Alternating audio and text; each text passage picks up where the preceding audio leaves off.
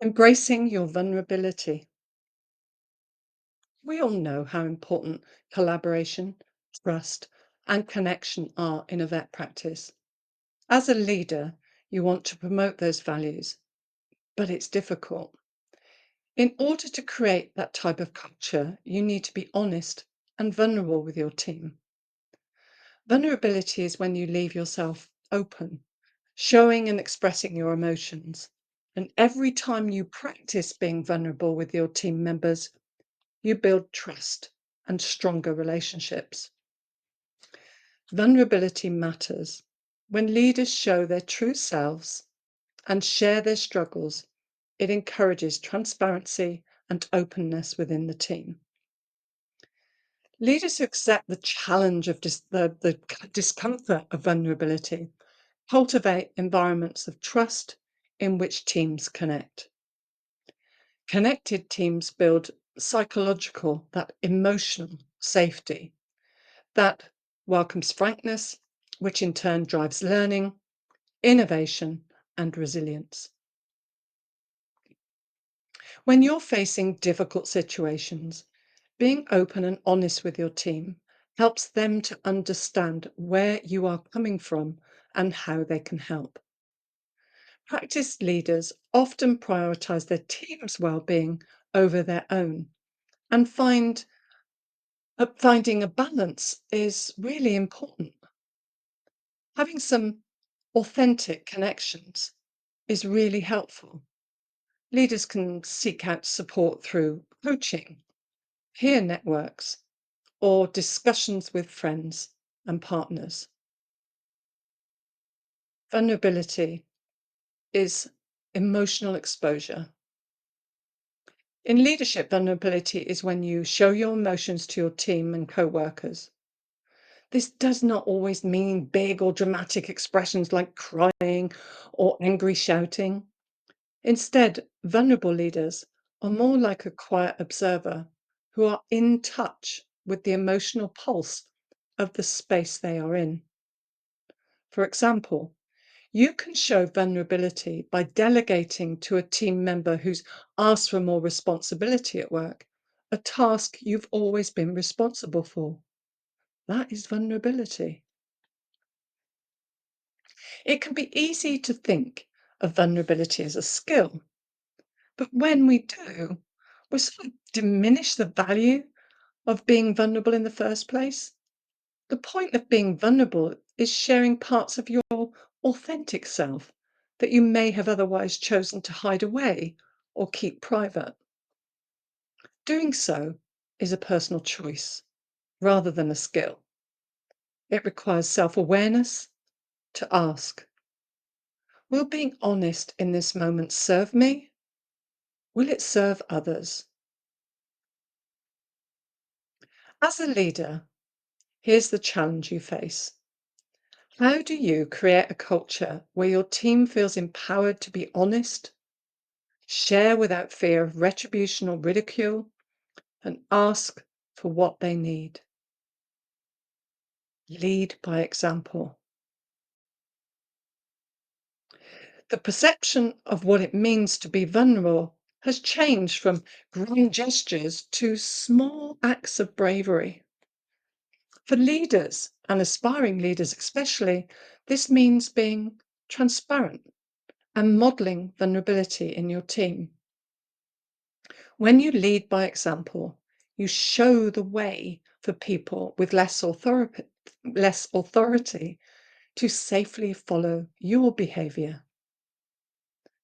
Following are a couple of ways to get started. Be honest with your struggles.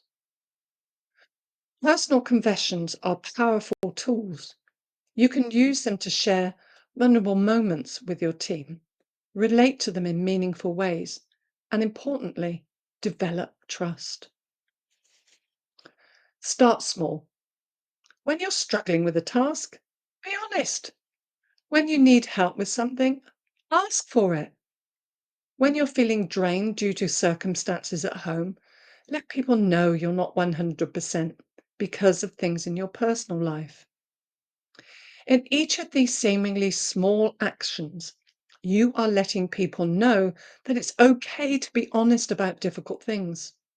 Not only will this make people feel safer coming to you with bigger problems down the line, it will establish mutual trust, the cornerstone of inclusive and innovative teams.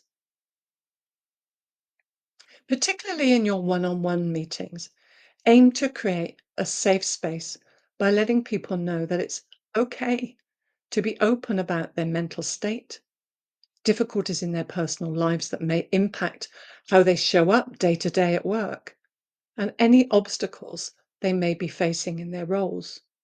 You can initiate these conversations with a simple question to give people the opportunity to decide what they feel comfortable sharing with you. You can say, I wanted to check in on how you're feeling in general at work. Is everything manageable? Is there anything you need help with? Here's the thing, you can't help a team member or offer them any adaptations if they aren't open with you about what they need. Similarly, your team can't perform at their best if they're burned out, stressed out, and struggling silently. Number two, do the difficult thing, even when others are reluctant. When it comes to setting an example, your actions speak as loudly as your words. Vulnerability isn't just about sharing your struggles, it's also standing up for your values, your beliefs, both publicly and privately. For some leaders, that might involve speaking out about what you believe is right in difficult moments, maybe openly advocating for equal pay amongst your team members, or interrupting groupthink in a meeting by offering a different perspective. As a leader, you can commit to being the first person to do the vulnerable but inclusive and caring thing. The next time you feel triggered by an event in the news, for instance, ask this question. How is everyone feeling this week? I know there's a lot going on and it can be exhausting to handle all at once. I'm feeling a little exhausted mentally myself, so I wanted to make sure everybody's doing okay. This is a safe space to talk, and my door is open if you want to chat privately.